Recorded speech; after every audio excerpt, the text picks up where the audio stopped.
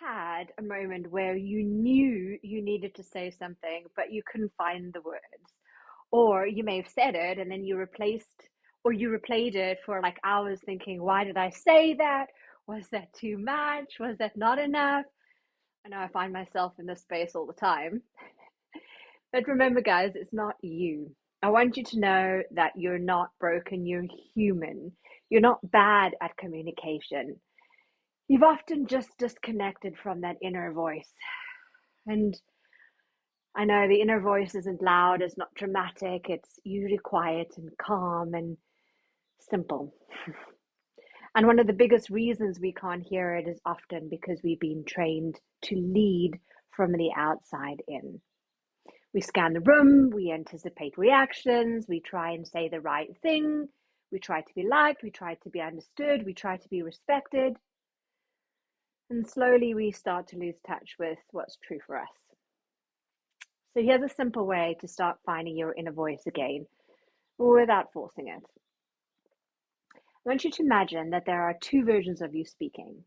Okay, so there's a performing voice, and this voice tries to manage perception. It over explains, it softens the truth, it tries to sound confident even when you don't feel it. And then there's the true voice. Now, this voice doesn't need to convince anyone.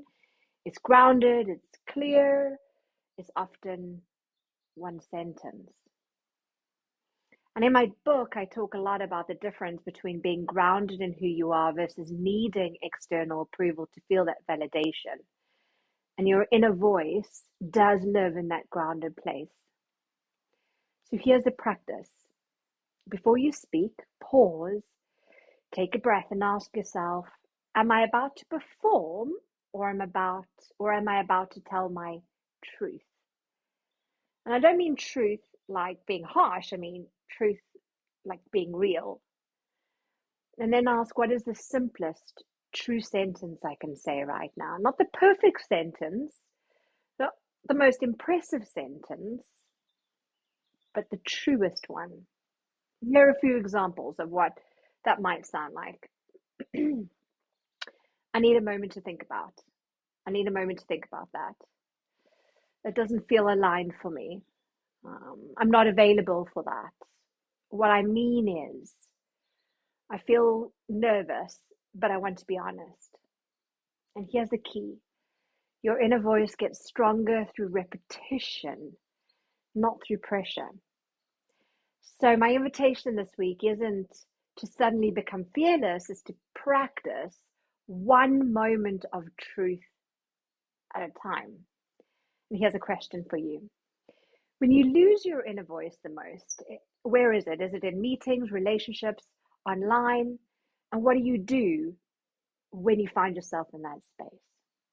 And as always, if you'd love support to build your voice, to build self-trust, to lead from the inside out, I'd love to walk with you, and feel free to book a call with me in the link in the description. Remember, guys, being authentically you is a journey, one insight at a time. And you've got this.